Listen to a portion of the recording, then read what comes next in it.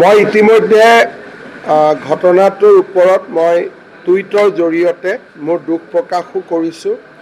কাটিগড়া সমষ্টিৰ ৩ গৰাকী অসমৰ শ্ৰমিকৰ নাম আমি পাইছোঁ।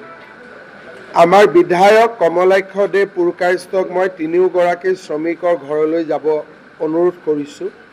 আমাৰ মন্ত্ৰী কৌশিক ৰায়ো যাব আৰু ৩ গৰাকী পৰিয়াললৈ আমি ৫ লাখ টকাকৈ আৰ্থিক সাহায্য ঘোষণা কৰিছোঁ। বাকী নিহতসকলৰ সবিশেষ আমি মেঘালয় চৰকাৰক জনাবলৈ অনুৰোধ কৰিছোঁ।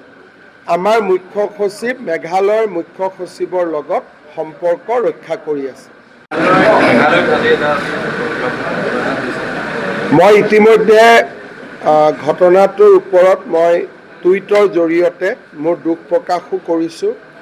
কাটিগড়া সমষ্টিৰ ৩ গৰাকী অসমৰ শ্ৰমিকৰ নাম আমি পাইছোঁ। আমাৰ বিধায়ক কমলাক্ষদেৱ পুৰকায়স্থক মই ৩ গৰাকী শ্ৰমিকৰ ঘৰলৈ যাব অনুৰোধ কৰিছোঁ। আমাৰ মন্ত্ৰী কৌশিক ৰায়ো যাব আৰু ৩ গৰাকী পৰিয়াললৈ আমি ৫ লাখ টকাকৈ আৰ্থিক সাহায্য ঘোষণা কৰিছোঁ। বাকী নিহতসকলৰ সবিশেষ আমি মেঘালয় চৰকাৰক জনাবলৈ অনুৰোধ কৰিছোঁ। আমাৰ মুখ্য সচিব মেঘালয়ৰ মুখ্য সচিবৰ লগত সম্পৰ্ক ৰক্ষা কৰি আছে। মই ইতিমধ্যে ঘটনাটোৰ ওপৰত মই টুইটৰ জৰিয়তে মোৰ দুখ প্ৰকাশো কৰিছোঁ।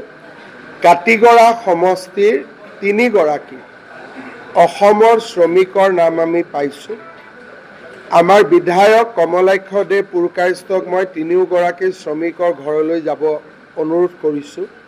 আমাৰ মন্ত্ৰী কৌশিক ৰায়ো যাব আৰু ৩ গৰাকী পৰিয়াললৈ আমি ৫ লাখ টকাকৈ আৰ্থিক সাহায্য ঘোষণা কৰিছোঁ। বাকী নিহতসকলৰ সবিশেষ আমি মেঘালয় চৰকাৰক জনাবলৈ অনুৰোধ কৰিছোঁ। আমাৰ মুখ্য সচিব মেঘালয়ৰ মুখ্য সচিবৰ লগত সম্পৰ্ক ৰক্ষা কৰি আছে।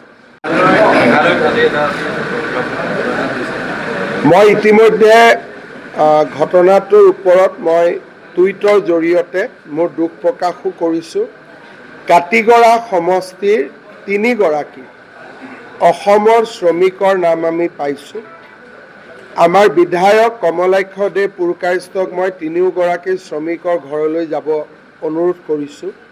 আমাৰ মন্ত্ৰী কৌশিক ৰায়ো যাব আৰু ৩ গৰাকী পৰিয়াললৈ আমি ৫ লাখ টকাকৈ আৰ্থিক সাহায্য ঘোষণা কৰিছোঁ।